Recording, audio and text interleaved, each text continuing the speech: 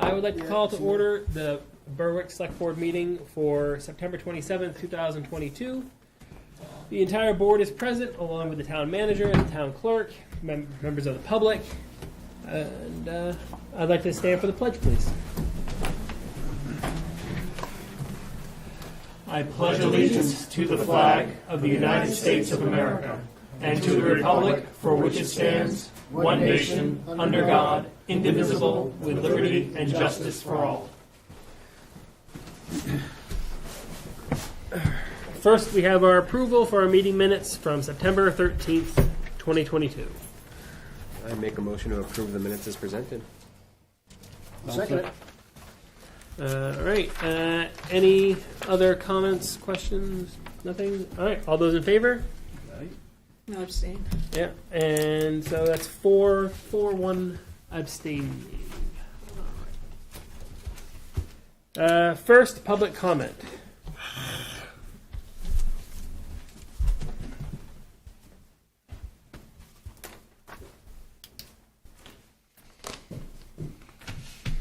Good evening. I'm Tom Wright.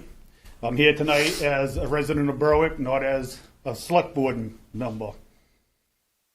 On Wednesday, October 5th at 6 p.m., there will be a candidates forum giving Berwick residents a chance to hear from candidates on where they stand on the issues. These have been held in past years, and they were a great help in introducing the candidates to the residents of Berwick. The candidates are given general topics ahead of time, and the questions are asked by a moderator. The candidates' participation in the forum is voluntary, and in the past, some have chosen not to attend. Unfortunately, this year, one candidate made it personal. Tom Levine posted on social media questioning the process, wanting specific questions and the names of people submitting them. In the past, the town clerk vetted the questions to be sure they were submitted by Berwick residents, and the moderator would then ask the question. Mr. Levine then goes on to malign the integrity of Berwick Community Media, the director, Terry Wright, who happens to be my wife, and myself. He states he has long interacted with the usual suspects, and there is too much opportunity to manipulate the intent of the forum. He calls it having a trust issue.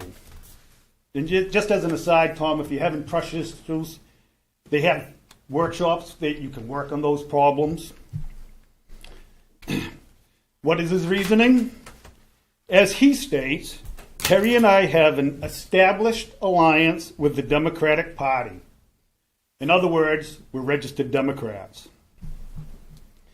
In my 8 years on the select board, I have never once advocated for a Democratic agenda or any agenda other than what I thought was the best for Berwick. In the more than 9 years that Terry has been involved with Berwick Community Media, she has never been biased in how the station covers Berwick events. To vaguely make insinuations that we can't be trusted borders on defamation of character. He also makes the mistake of identifying me as the chair of the select board. I have not been chair for 3 months. If Mr. Levine cannot be bothered to at least watch the board meetings to know that I'm not chair, just how informed is he on the current events happening in Berwick? That is not a good look for somebody that wants to represent us in Augusta. Mr. Levine, if you are afraid to answer a few questions from your fellow residents, how are you going to react at the State House when a reporter shoves a microphone in your face? Are you going to complain that you didn't get the questions ahead of time? Or perhaps it's just a trust issue.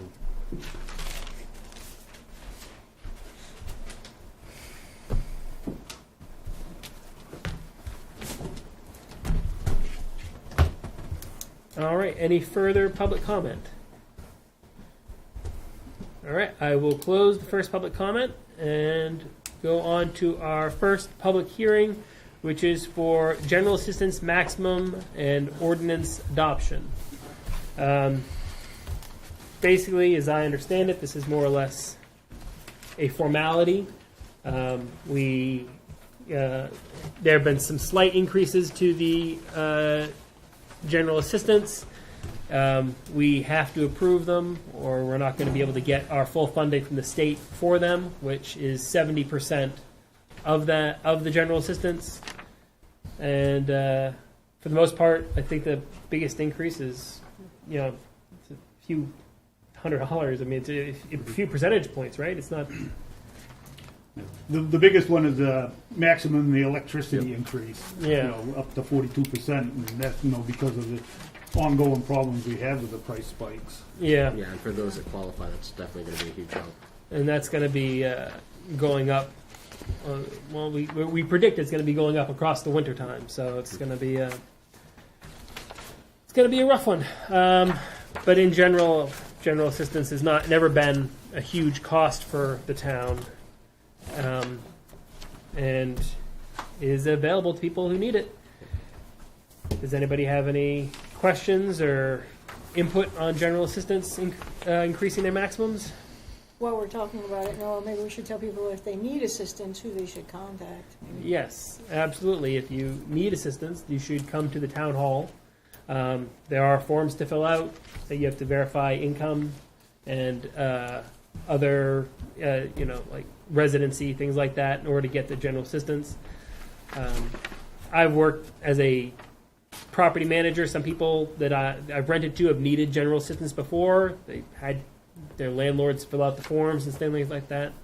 Come down to the town hall, and you can get these forms from any of the people that are working in the town hall, or you can ask for the town clerk, and she can get them for you. Actually, we have appointments on Tuesdays and Wednesdays. Those are our typical appointment days, so anybody can call me or Val, my deputy, to set up an appointment. If it's an emergency, we'll get you in quicker than Tuesday or Wednesday if need be.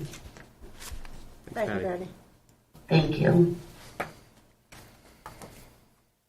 Any other comments or questions about general assistance? Just one other comment. They did not update the ordinance model yet. They're still working on that, so you can vote to accept that once it's revised tonight, or we can bring it back to another vote once it's completed. It's up to you. Do you have a deadline that you need it by? I need the maximums approved tonight, Okay. because they go into effect October 1st. Okay.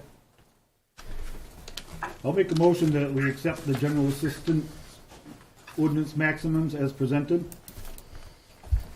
I'll second the motion. Any further comments? All those in favor? 5-0. Okay. That is taken care of. We have a report of committees from the Berwick Community Media.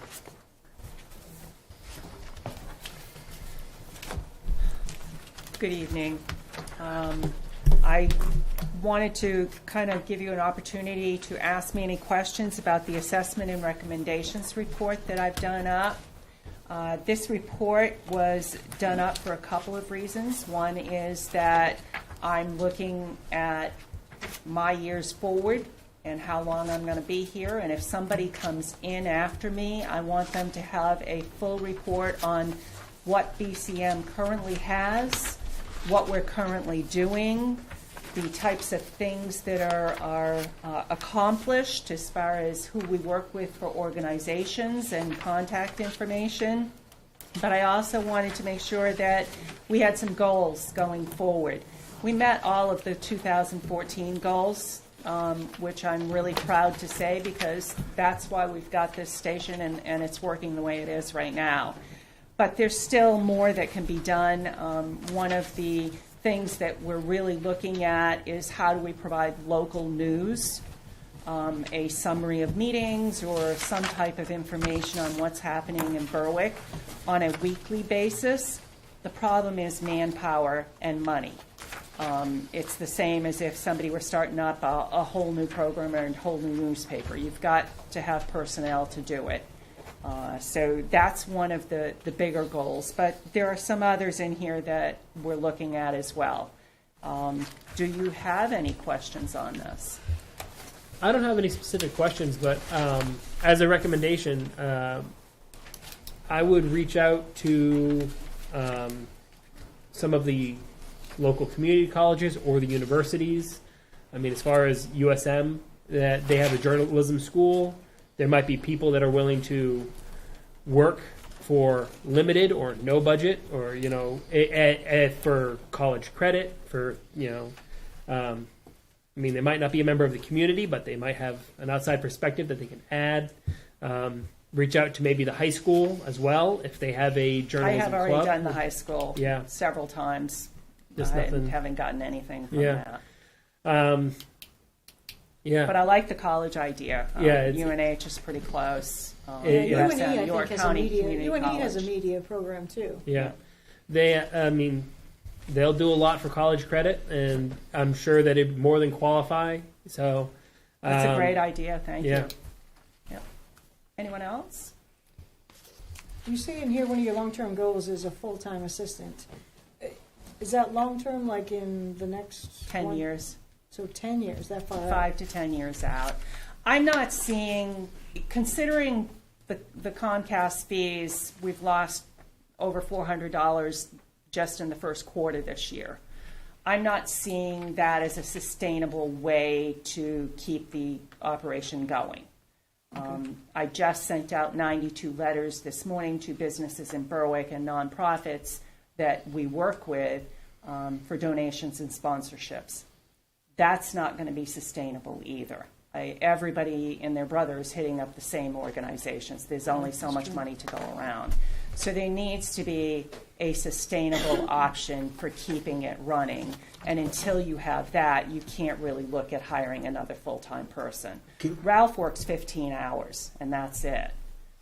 So I'm Ralph gets paid 15 hours. He works 30. Yes, you're absolutely correct. He does. If you were to advertise, like a business advertise on the channel and charge, is that appropriate? For business? We can't do commercials. That's why it's called sponsorships. Like we could sponsor. we could take a sponsorship and then put your information up as, sponsored by Salmon Falls Greenhouses, the Berwick, selectman meetings, or something along that line. Yep. And one of the other things I do is I put the sponsors in my webpage with a link to the business webpage so that they've got that link. I also show them on a slideshow every 3 hours, thanking them as a sponsor. Okay, thank you, Terry. Yeah, I can't do ads per se because we're public access. That's the same thing, really. Yeah. Yeah, so the sponsorships, it's So a matter of a sponsorship is the way to donation. look at It it. is. Set amount. It's a donation toward helping to pay for whether it be the selectman meeting or the Legion event or whatever it is. I mean, and I'm going to give you an example. We did a video over here, the Food Forest Garden video. I spent more than 20 hours editing that video.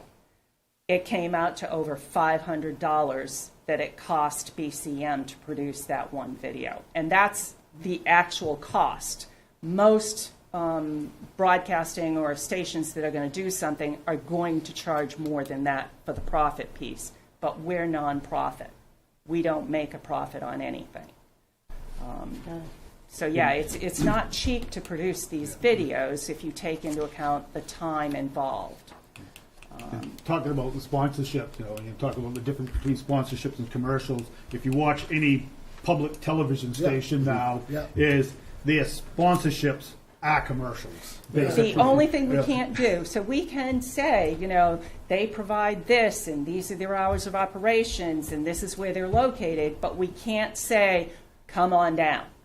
That's where the limit is. The actual call to action can't be in there, but everything else can be in there. So yes, that's one of the ways that we're hoping to look at it. The other option is to actually charge for our time to some of the places that we do. And one of the things that South Portland does is they actually put together a bill for even the town departments. the bill has zeroed on the line to pay. It's zero, but it shows you exactly what it costs to produce that video in each case. That's not a bad idea. Yeah. It's not a bad idea at all. Yeah, you know, that way they have a better idea of the fact that they're getting all this free publicity and information sent out to people in town, but this is what it actually cost us to do it. So that's one of the other things. Any other questions? You know, we do a monthly program, and if we could find a host for a weekly program, I'd be happy to guest appearance on there, and I can throw the host all kinds of ideas for podcast episodes. Well, and that was the other thing, is thinking of a podcasting studio or something like that. We Because get a lot of something people like a don't want to be host. on video, but they don't mind talking behind something, you know. Yeah. So I can that's think right. of dozens of episodes. Just Yeah. department heads, community leaders. Yep. Going to find the host. Some of the other things I wanted to let you know is we've been handling a lot of Legion events. We covered a 5K road race on Sunday. We're doing the golf tournament, craft fair, and then obviously Veterans Day. We released our new documentary, News Desert in a Small Town, which we showed at the library. We also went over to UNH and showed it to a retirement association over there with about 30 people. The feedback was fabulous. It's being shown in stations throughout Maine and all over the country right now, That's awesome. which is kind of neat. I'm going to be attending a drone academy. I'm looking to update my drone and get a bigger one so that we can do more with it. My little teeny tiny one gets bounced around in the wind because it's so little. But I think drones add a lot to our videos, and I like the look of them. Unbelievable.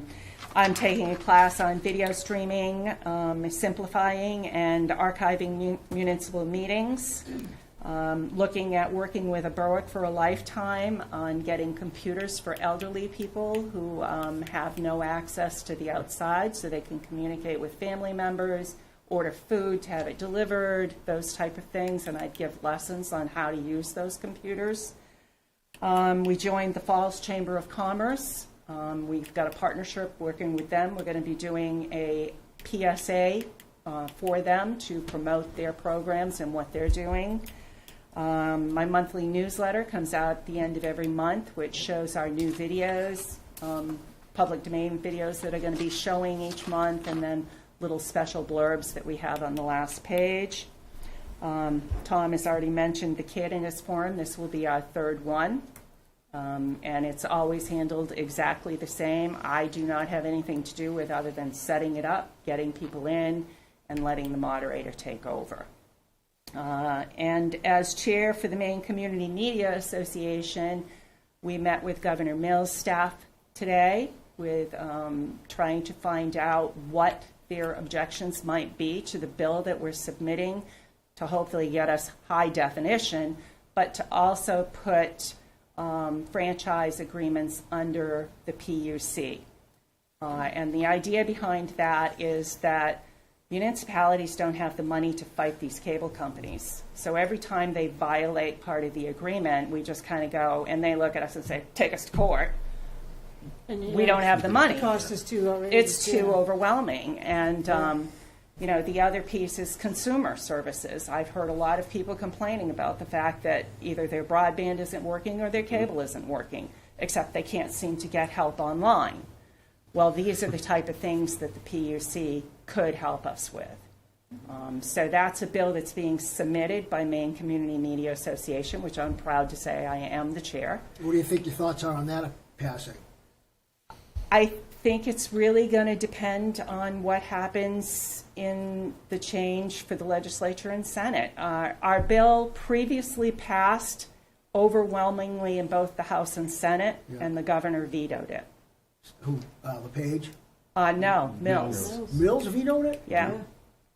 So that's why we wanted to meet with her staff to find out what are your objections? What can we do working together to ensure consumer protections, ensure municipality protections, and still cover those public access stations the way they need to be. What, did she give an answer why? We didn't meet with her. We met with one of her aides. Oh, yeah. And basically, he's looking for more consumer protections in there. So we're going to review our bill again and go back and see what we can modify in it to make sure that we've got those in there. So that was really good. Otherwise, we're really busy right now. We're doing a lot. Have you looked, and I don't know if there's anything there or not, but I know that there is a lot of money out there in ARPA funds, specifically at the state level, that they want to push down in reference to telecommunications. A lot of it's for expanding the broadband. Yeah, I knew that, but I didn't know if there was anything. And that's one of the things that we keep talking about is the fact that there needs to be oversight on that.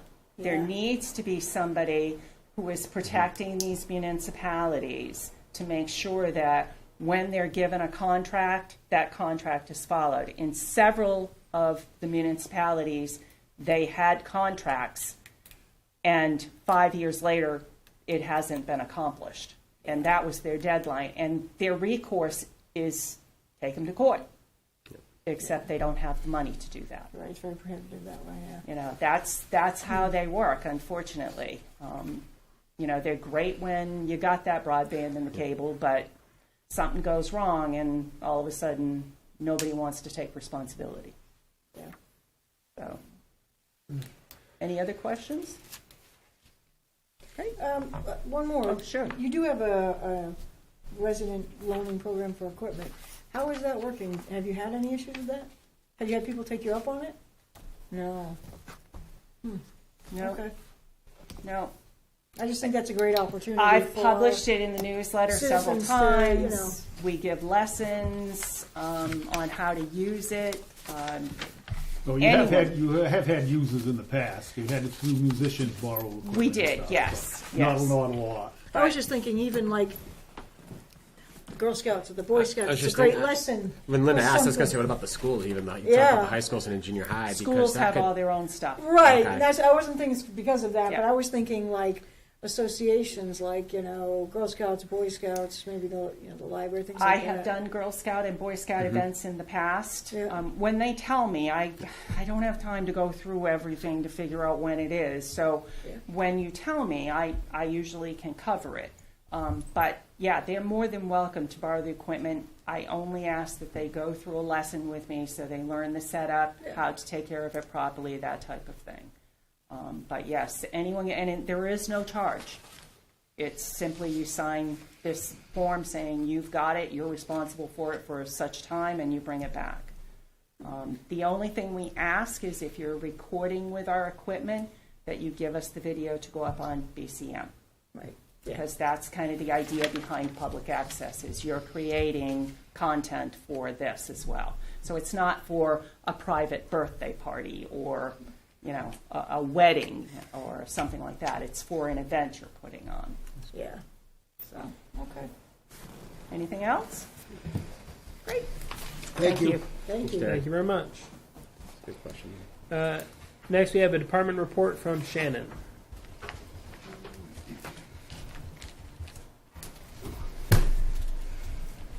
Hi everyone, I'm Shannon Rogers. I am the new program coordinator for the rec department. I wanted to come in tonight to make my face known to you guys so that when there's issues, whether it be on social media or in person, I am a person that you can come to. Anybody can come to get answers, to get specific questions answered. A few of the things I'd like to go over tonight is some things that were seen on social media last week. Apparently we have some people complaining that Angela and I were in Phoenix for a National Recreation and Park Association conference. The reason that we were able to go to Phoenix is because Angela got a $75,000 grant from NRPA, which it's a program that's supported by them and funding through mentoring opportunities for a youth initiative within the Office of Juvenile Justice and Delinquency Prevention, the Office of Justice Programs, and the U.S. Department of Justice. We have partnered with Patrice Baker. She is the Director of Prevention Programs at Pine Tree Institute.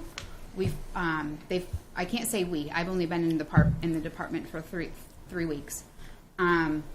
They put this whole program together. In order to receive this program or this grant money, there was a all-day session that we had to go to in Phoenix on Monday called ACES, and it was specifically for the 5 communities that have received this grant, the 5 communities in the Northeast that received this grant. $4,800 of that grant was specifically stipulated for travel. That would include our meals, that would include our plane tickets, and that would include our stay. We found an Airbnb that was definitely cheaper than hotels that we stayed at. Anything extra was on us. It was a very, very busy week. We were going from 7 a.m. till 6 at night and then still had to get dinner. We learned a lot of information, stuff that we can bring back to our mentoring program, that we currently have 6 mentors and 6 mentees that are starting to go through this program, that where these little guys, 9 through 12-year-olds, really need the support. They don't have the adult support at home, and we know this program is going to take off. Just in the state of Maine alone, the city of Auburn, they received the grant as well. The city of Lewiston received the grant, and we received the grant just here in the state of Maine. So 3 out of the 6 were in Maine? 3 out of 5, yep. Oh, 3 out of 5. Okay. Yep, and they're for the rural communities that experience a huge opioid crisis. And it's funded through the Department of Justice and NRPA. So that's where we were last week. I want to give some updates on the field. I know there's been a lot of issues with what's not happening, what people don't think are happening up there. I am meeting with our lead project advisor, Ian Lacey, from Tom Irwin on Thursday. We have a 3-hour meeting up at the field. We're going through the entire field together so that I know how things work up there. Yesterday, myself and James met with Roland Sear. We have 12 lights that are already purchased and on the stage. We're getting 4 of those up on the poles as a temporary lighting system right now. 2 on each pole. Eventually all 12 will be up, and it is down the road, it is a feeling that we possibly have enough lights that we will be able to play some nighttime baseball. As to the demolition of the playground, the courts, all of that stuff, Public Works had time in their schedule. They offered to go up and pull things out for us, saving us money, where we could reallocate those funds that we weren't paying somebody to pull out. There were many safety issues with our playground equipment. There was, I have a whole list. I don't know how much you guys want to hear, but the main thing is we had to make it safe for the kids. And if you have screws sticking out of slides, if you have cracks in slides, and if you have spaces in slides where fingers or toes could get stuck, then that's an issue. Yesterday, well, let me back up. So there's 3 phases to this program. The phases go anywhere from 2022 to 2028. What the public probably doesn't know is that in the first phase of this project, the building was slated to be torn down. It is an unsafe building. We can't store anything in it because of its structure. That building was going to come down, and they were going to put up flushable bathrooms, office space, and storage for Parks and Recs. What kind of a rec director would come in and say, yes, put me up a new building before we put up what the community needs? She opted to move that building to phase 3. 2028 is when that building is slated to be finished. We're sitting in a dungeon over there so that we can give the community the stuff that they deserve, the stuff that they want for these kids to be safe. It's funny. It's funny you say you're sitting in the dungeon because that was the police station and the cell back there when Really? originally. That was? Yeah, that was the police station, and I believe your office there was the holding cell. Oh, really? Well, yes, then it is the dungeon. How long ago was that, Tom? Well, that would have been in the 1980s or so. Yeah, because I only remember the police I don't station remember being that. here, in this area. Because they moved over here, and then they moved to the Yeah, the new Huzzy School. yeah. Another big thing that was safety issue up at the field is we were not in ADA compliance at all. Not even 1% were we in ADA compliance. We could not get somebody through any gate in a wheelchair. We had no safe parking for anybody with ADA. Through the American Disabilities Act, that's a huge fine for the town.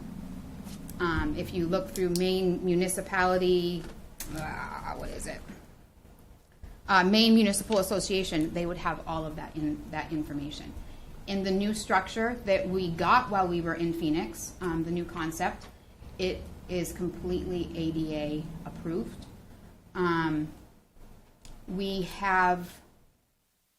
So we're in phase 1.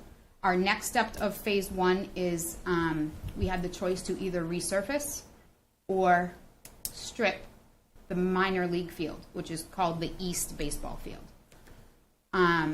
We thought about stripping it down and putting in a softball field because we don't have a softball field.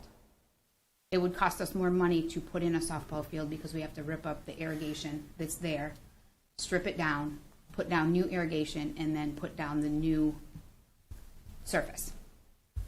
So we opted not to do that to save ourselves money, to just invest in what's there and take out the existing turf or grass, build up what needs to be built up, and put everything back down. So it will be ready for spring of next year.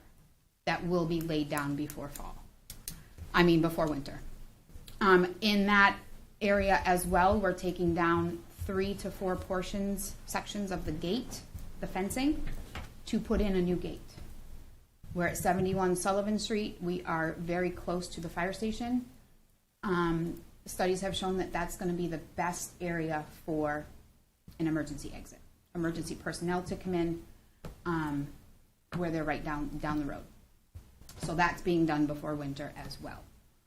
I know people are complaining that we have these 2 huge spots sitting over there for basketball courts and a pickleball and a tennis court. Talking to the paving company yesterday, those are going to be paved the end of October, beginning of November. In order to get that paved, we have to install our basketball hoops. Our basketball hoops were delivered last week. Again, while we were in Phoenix, they're sitting down on 4 huge pallets down at Public Works. I spoke to a gentleman today from a company who will install the hoops, and then in the spring he'll come back and he will seal coat and stripe all 3 courts, like a package deal.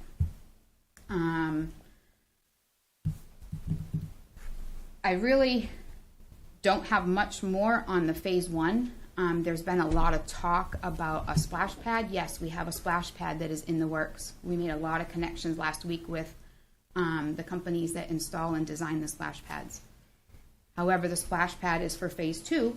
And in these 3 books that we got as our studies, that I don't know if we have 2 or 3 copies of them. I don't know if you guys got copies of them. We've got copies. Mm-hmm. But those are slated for 2025. That is what phase 2.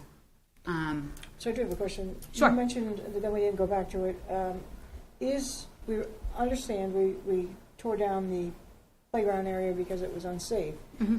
When is it slated to go back up? We are getting prices for those now. We are hoping to have them started when snow goes.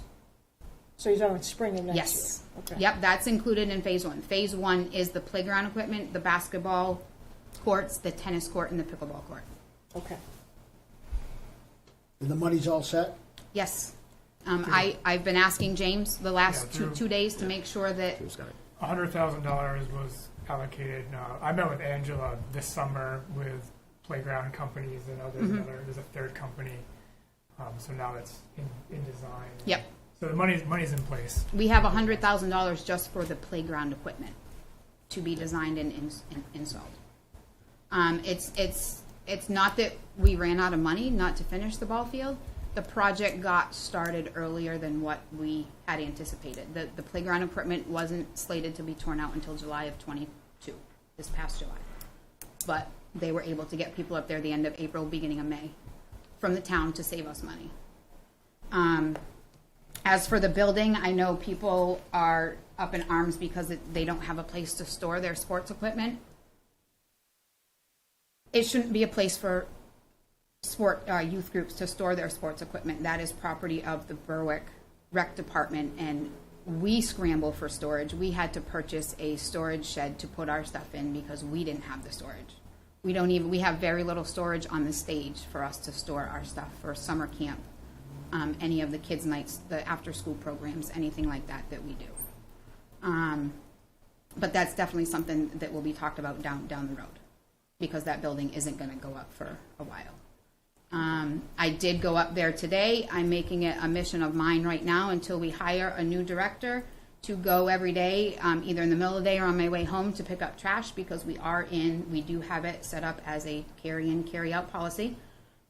Today I picked up not even a half a bag of a Walmart bag full of garbage. So it seems to be... There are dumpsters on site. Yep, correct? there's 2 dumpsters, one in each parking lot. Okay, all right. Yep, there is, and that's all I did was pick up the garbage, put it in a Walmart bag, and went and put it in the dumpster. Okay. And then from there today, I went and checked on the basketball hoops, noticing to myself, oh, I need to call the mowers to see when the mowers are coming, because the grass was really long, and I knew I'd be getting a text message from football. On my way back from Public Works, the mowers were at the field mowing. So I just want to be transparent with you guys so that you know what's going on. I do have one more question. Sure. Following up, you mentioned that the entrance and exits, the egress areas, were not ADA compliant. Are they now? They're No. not. No. So that's in the plan? Is that phase 1 or 2? That's going to be phase 1 So back end of in one. the spring. Okay. The thing fence with the is gates too is- narrow, and it's also You're not like 3 not feet. graded Yeah. properly. Yeah. Like I was there this weekend, and I was looking at it, and it's like the fence posts are in concrete, and the concrete is sticking out of the dirt because the dirt has been eroded away on the Sullivan I see. side, and it's Okay. I'm like we got to do something about this, Yeah. because this is just crazy. In the Okay. future, it could be a very big problem for a small town. Yeah. So, Go ahead. You go. I was going to say I have a few things, so if you want to go ahead. No, you, And if I don't have answers for you, I will get them for you and give them to you. No, absolutely, and it's something I just wanted to make sure we were staying to the town too. Is if you look at the study, really Parks and Rec has been right on time with everything that really is in that study that's been there. The challenge that Berwick has is the town thinks that Memorial Field is Parks and Rec. So neighboring towns or any town that I've ever had that's gone through field structures or field changes like this, especially baseball and softball, and I've seen it in a few towns. I've actually had it personally be affected by it. We've had alternate fields in the town to go to. So that whole area would be shut down for 2 seasons. You'd lose that field for 2 years. Right, yeah. We in town have tried to find a way to navigate through it so that we wouldn't be losing baseball, so we wouldn't be losing sports down there right now. But if you think about it, if this was any other town, Memorial Field would have been shut down for 2 years. Right. And you would have moved over somewhere else. We don't You want to have look over at alternate Dover. field. Dover just did it to one of their softball fields. They took it down in 2020. We just got back on it this summer. So, really that's kudos to Parks and Rec with what we tried to do. I know it hasn't been ideal for baseball. I know it's not ideal for the kids going through it right now. But right now, you guys kept them on the field. You've done a And great job. that's something that I want to Angela's be done a up great here job. saying. And I can't take credit for that, I but think she's yes, done a good Angela job. has done an Listening to amazing people in job. town So- complain and whatever, but you know what? She's done a good job. Yeah. So my long term, I guess, challenge would be after we get to Memorial Field is really looking at where we have green space in town to expand, soccer, softball, and baseball and football, and giving these alternate locations that we can utilize, because I think that is what's going to help the townspeople, especially as we grow in town, we get more kids, we're going through that, Yep. so that if we have to renovate a field like this going forward, we can do it and have minimal impact on the sports where they don't feel like they're being forgotten, because they're not. And we see that. And like I said, I've gone through that study back and forth from day one. I've walked that field from coming in here. I mean, I remember when I moved to Berwick and said, I'm going to reach out to Parks and Rec and get on a softball team. What, Parks and Rec? That's what it was. So it was still not possible in town. So you move out of the big city, you come here and expect the same thing. you do, right? I know. I should have known better, right? But really, I think that's my stretch goal. Once we start moving from this, is how do we expand parks in town so that we aren't having an impact? But for what you guys have done, or what Angela's done, it's definitely been kudos to trying to at least keep sports going through it. Now, I don't know if you guys are aware, I'm sure you are, because you would have had to approve it, but we acquired that 3 acres. Yeah. Yep. And I found out the other day that's on the soccer end, the soccer. So we're going to have another soccer field. We're going to turn what we have this way and put another one right next to it. I don't know if you guys are interested, but I do. This is the concept markup that we got back while we were in Phoenix. This is all phase 1. I can forward it to you guys if you would like it, so you can see exactly what we've been through. We had to turn the courts. The courts were, in our first write-up, the courts were the wrong way. The splash pad was too big. The playground was too small. So they got us what we needed right back. I would like to hold I talked to James about this yesterday. I would like to hold a public forum within the next couple weeks. I don't know if this space will be big enough for it, but invite the public to come in, ask questions. We could always do it upstairs as well. I know you get a maximum of like 30 people in here, and it gets kind of crowded with all the activity going on social media. I would think more than 30 people would be here, but I don't know. You would think that, wouldn't you? Yeah, you would. But Yeah. Just to answer questions, give feedback.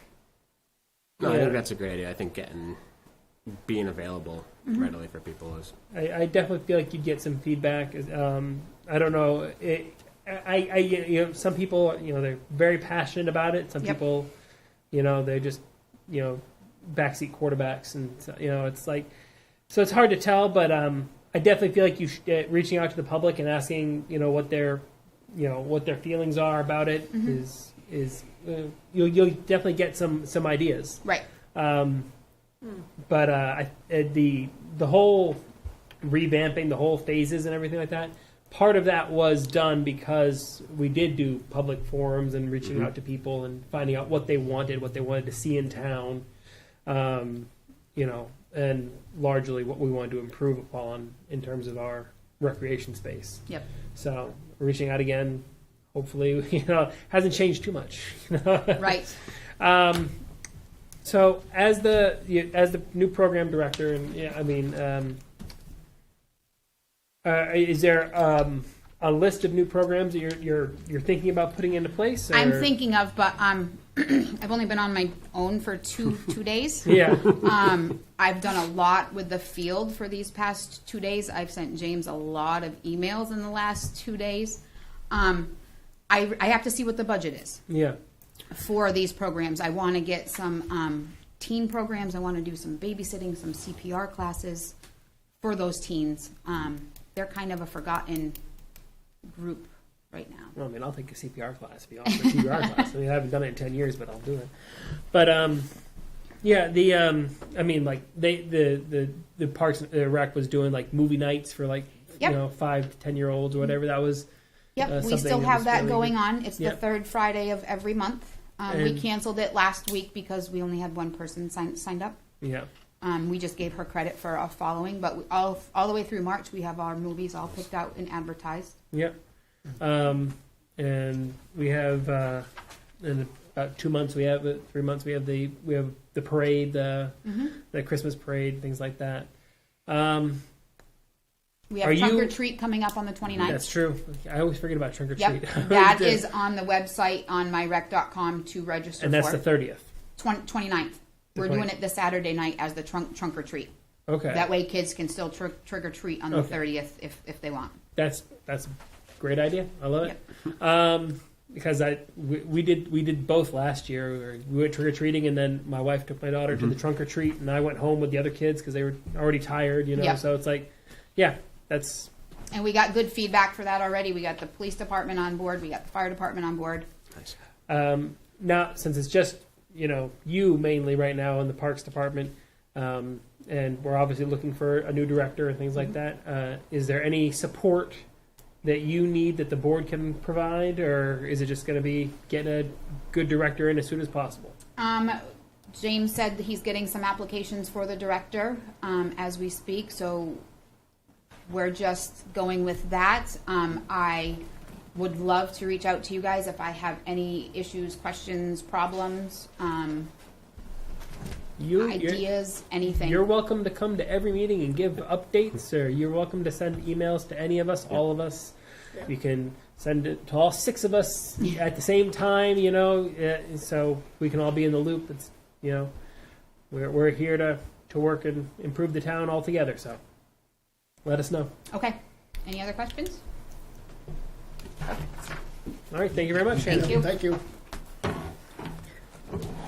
All right, unfinished business, we have the field user agreement. Let me just make a quick note. I had the user agreement forwarded to me last week. I just want to say I've had a chance to review it. It looks great. Tom Irwin, attorney, is looking over the draft, so I think we'll probably see a next iteration in the next few weeks. Did you guys all get a copy of that? Yeah, I haven't forwarded it. yeah, Okay. not this most recent version. All right, town manager report. All right. We'll have bid documents soon for the drainage project that will get from the edge to the Salmon Falls River. As you can see outside, they're actually starting to put in the 60-inch pipe. That's the pipe, the large pipes you see outside. And that's the water that comes down Pine Hill. It's also the stream that's piped under the site, and it outfalls just on the other side of Gateway Gas's property, right down the dam. It'll help with. So it's not in his Cantwell's contract then right now? No, it's not. We're going to get bid documents and put out the project to bid. And if they're interested, if they're already mobilized, they may be able to provide a cost advantage. So we'll see if they're interested in bidding. The cost to replace the vertical wheelchair lift, it's $38,000. That's to replace, not repair. It's to completely replace it. We had, just to go back a little bit, we had some cost estimates. We hope to be able to put in a vertical lift. What we were led to believe, I want to say, or what I've understood, I guess, was that a vertical lift is different than an elevator. But with our stairwell and what's needed to allow for a vertical lift to work, you pretty much have to install almost like a vertical or an elevator shaft, Yeah. which that's a couple $100,000. It doesn't matter what side you eat the boiled egg from. It's all the same at the end of the day. Yeah. So in this case, it replaces the same type of idea that's in the town hall now, just makes it brand new. We know that we're going to have maintenance. We're just going to work that into what we do and just make sure that we have it available as much as possible and for the big events. Is this something that you think that we should try to get done this year or budget into next year? We already have a budget. We budgeted, I think, at least $70,000. 75,000 or something. Yeah. Yeah. Yeah, that's what To put the lift it's in. this, right? It's that, yeah. Yeah. Yeah. Okay. Yeah. Okay, great. I had a inquiry. Someone's interested in buying 1 acre parcel off Durant Road. I mean, I don't know if the board is interested in entertaining something like that. The property's assessed for $58,900. It's probably we own it. I'm only speculating. It might be road adjustments or something, and there's just an extra piece. And That's the piece right at the end of Durant Road where it comes out on Diamond Hill. I can get you the exact. Yeah, it's a little triangular provide- piece. It right is a there. triangle. Yep. Yeah. How much is there? If it's a piece I know, it's right where Durant Road comes onto Diamond Hill Right, Road. right. And if you look at I was up there just recently, it looks like the road was originally meant to go straight through there, but for some reason they took a little They left-hand turned it. turn, and there's this little triangular piece of land there that I didn't know until last year that Berwick owned it. You know, Yeah, we should sell it. it's been there since the 1880s. Of course it is. Do you think there's any community use for it? Not for the town that I can see. Yeah. You know, is You know, 1 acre's it- not a lot to do anything on. So. I would Yeah. say it's an offer worth entertaining. Get us the details on it, and we'll Yeah. take a look. Okay. Yeah. Okay. I imagine it's the guy who bought the Goodrich property there. I believe so. Yeah. It is the abutter to the Right. land. Yeah, Yeah, that makes sense. yeah. I thought weird we if should we just bought it. offer to sell it Triangle, to put a house 2 on years one. ago. Okay. Yeah, stretch the property line out. Yeah. The school field. We have a letter from No, over there. Mike Hennessy of House of Hope. He's asking for some sort of relief in his building permit. I've proposed a permanent change to the cost recovery fee schedule, something for discussion purposes. I just threw 3 cents out there per square foot as a starting point, and I don't know if that's something that would be equitable or something we'd be interested in doing. It would be only for 501c3 charitable organizations, and again, it'd be a permanent change to the cost recovery fee schedule. How many of those types of organizations do we have in Berwick? Not any? I mean, I was trying to think earlier, and other than like the Methodist Church and Yeah. some places like that, I can't really think of any other organization that owns anything in Berwick like that. okay. My only argument would be that 3 cents is too low, and that it should probably be closer to 10 to 12 cents. Just because even though it's a new building and it's for a charitable organization, that it still requires code, it still requires inspections, it still requires planning, the planning board, and everybody else to be involved, and those positions come with time and cost, and it's just more fair to other people that want to build in town as well. But otherwise, the idea of carving out a permanent change specifically for charitable organizations makes sense because it doesn't single out the particular Right. organization. It doesn't leave us open to hearing appeals from every organization that comes in who wants a slightly better deal. Right. So overall, I'd be in favor of it if it was in the 10 to 12 cents range. Anybody else want? I agree with Noah there. Again, I think it covers the cost of the town and what goes into it. At the same time, we are helping out nonprofits in town by giving them a reduced fee. The same thing. I think 3 cents is a little low, and when I saw it, I think the first time I was sitting right on that 10, possibly cutting it in half, going to 12 was fine with me. So. Yeah, I'm in agreement with that too.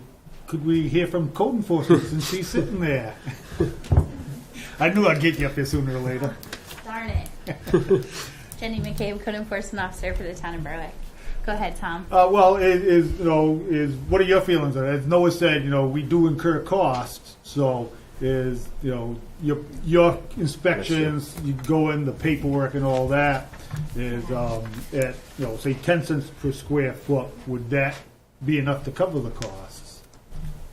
Well, any kind of building or structure that goes up obviously needs multiple inspections. I don't know if you want to talk on a broad view of it or if you want to talk about this project. How do you want to go? Broad view. Broad Broad view. view. Yeah, I Take think it broad. with broad brush, So- 'cause I want to look at something that we're going to do. Yeah, If we're going sure. to do it for And how it's going to everybody. apply if there are other 501c companies, so not specifically to them, but Right. any that could fall into the town. Yeah, so there's 2 different kind of buildings that go up with commercial spaces big.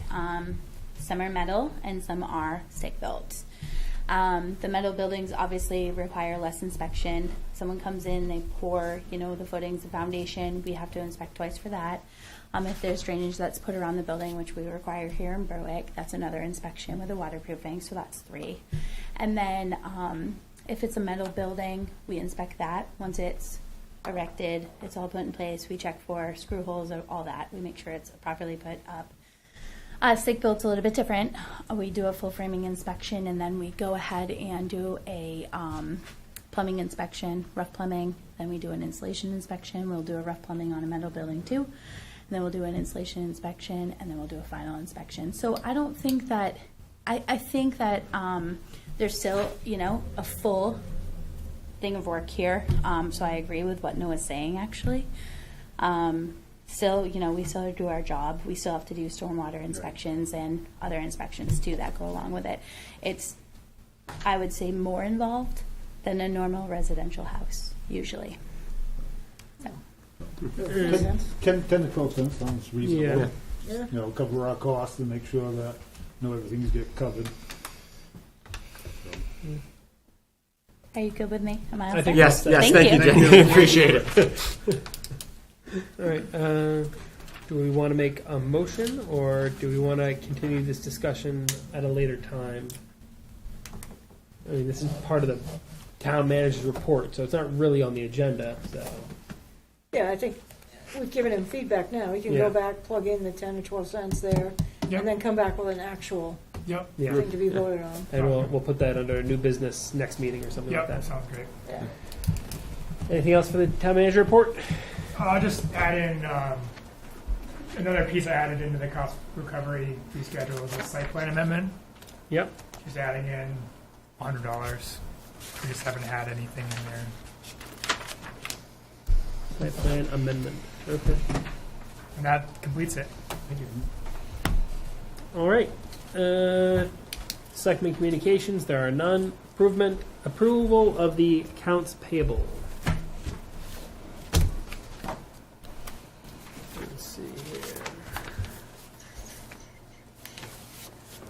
We have a payroll warrant number 18 in the amount of $73,850.64 from September 22nd, 2022. We have a payroll warrant number 19, $75,086.76 from September 29th, 2022. And we have an accounts payable warrant number 20, $326,423.87 from September 27th. I make a motion that we pay our bills. Second. Any further discussion? All those in favor? Bills paid. New business, auto graveyard annual permits. We have 2 already existing permits that are up for renewal. The Southern New Hampshire Hydroelectric Development Corporation and Berwick Iron and Metal Recycling, Inc. Patty, is there anything you want to add? Just that Jen, our code officer, had gone to inspect all 3 of the auto graveyards we have in Berwick.